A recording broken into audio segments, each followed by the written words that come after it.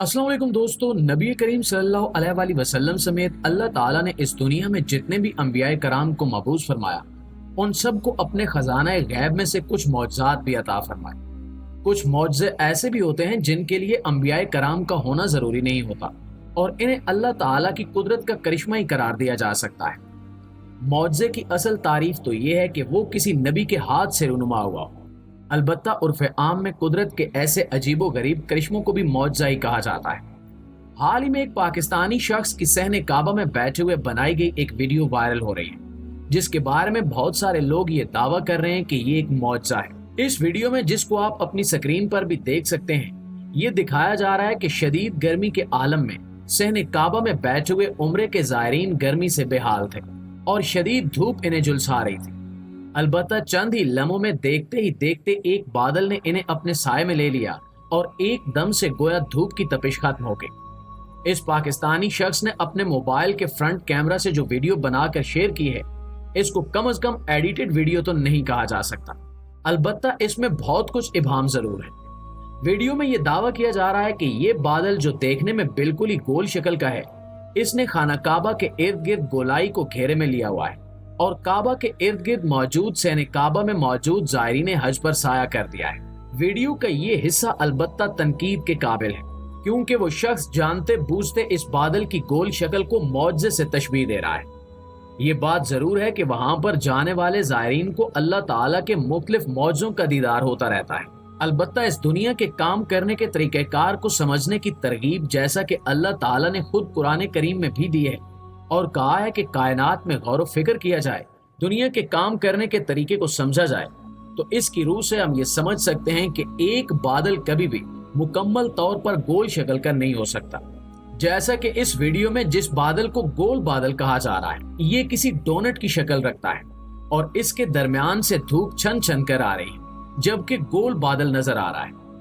अगर हम इस वीडियो को रोक कर गौर से देखें तो इस गोल बादल के इर्द गिर्द भी हमें बादल के फैले हुए टुकड़े दिखाई दे रहे हैं और इस बिना पर यह कहा जा सकता है कि ये बादल गोल नहीं बल्कि एक साइंसी मंजर का करिश्मा है। इसे मुकम्मल तौर पर साइंसी मंजर भी नहीं कहा जा सकता, क्योंकि ये तमाम मज़ाहिर दरअसल कुदरत में खुद ब खुद ही पाए जाते हैं। अगर आपने कभी किसी गोल सुराख से रोशनी को देखने का मुशाहिदा किया हो तो आपको मालूम होगा कि रोशनी का मंबा चारों तरफ यकसां तौर पर फैला हुआ दिखाई देता है। इसी तरह कैमरे के अंदर देखने के लिए जो लेंस इस्तेमाल होता है, वो भी इसी असूल पर काम करता है और इसी वजह से कुदरत का ये मंजर मौजज़े की किसी शक्ल में दिखाई देता है, क्योंकि इस बादल के दरमियान से रोशनी छन रही है और वो कैमरे के लेंस से मुनक्किस हो रही है, तो यहाँ पर न्यूटोनियन रिंग्स बन रहे हैं, जिनकी वजह से ये रोशन रिंग्स आसपास के बादल के हिस्से को ज्यादा प्रोमिनेंट यानी वाज़े करके दिखा रहे हैं और ये बादल गोल शक्ल का दिखाई दे रहा है, लेकिन सिर्फ कैमरे की हद तक। अगर हम इसे जूम करके और वीडियो को एनहेंस करके देखें तो इसी गोल बादल के इर्द गिर्द बादल के बाकी टुकड़े भी दिखाई दे रहे हैं, जिससे ये बात वाज़े हो जाती है कि ये बादल गोल शक्ल का बिल्कुल भी नहीं है। इस सिलसिले में ये बात काबिल जिक्र है कि इस भाई को मुकम्मल तौर पर इल्जाम नहीं दिया जा सकता, लेकिन किसी हद तक गलत बयानी का जिम्मेदार जरूर ठहराया जा सकता है। चूंकि इसे मोबाइल स्क्रीन की वीडियो में बादल गोल दिखाई दे रहा था, तो इसने गोल बादल की रट लगा दी,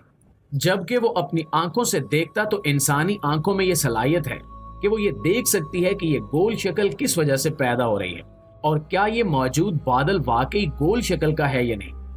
इसने सिर्फ अवाम में सनसनी और थ्रिल पैदा करने के लिए ये हरकत की है।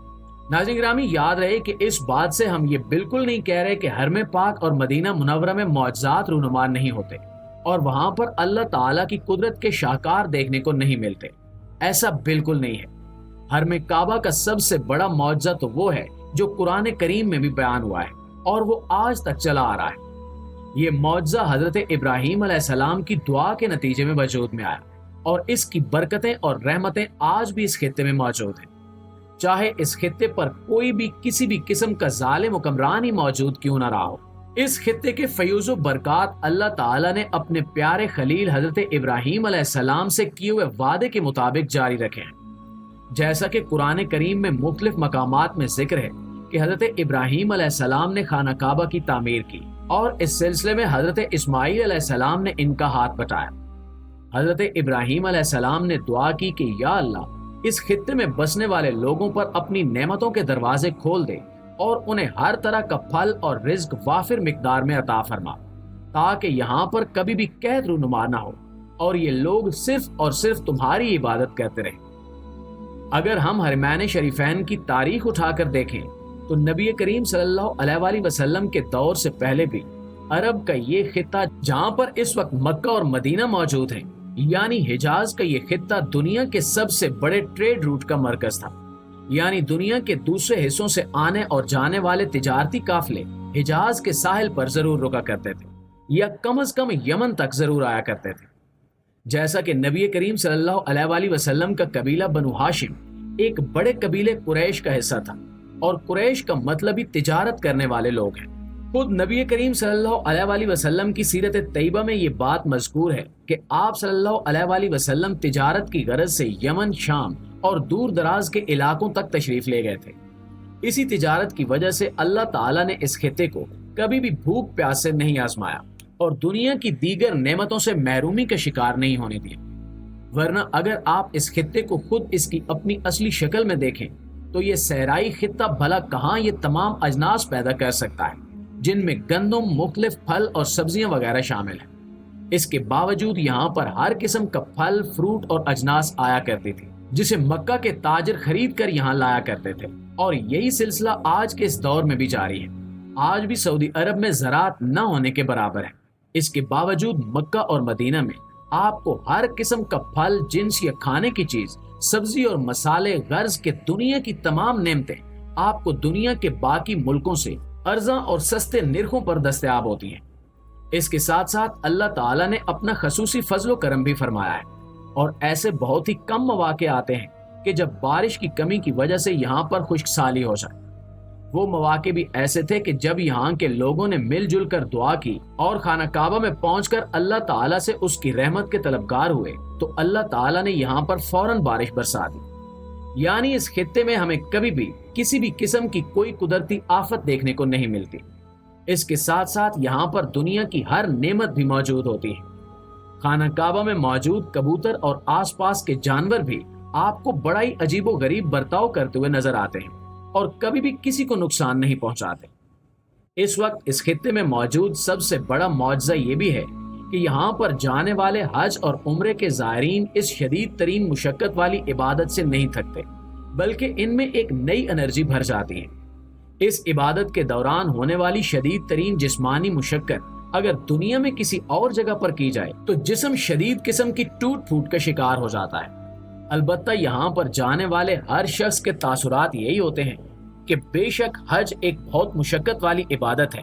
لیکن اس مشقت کے اثرات گھر واپس آنے کے بعد ہی کسی حد تک ظاہر ہوتے ہیں۔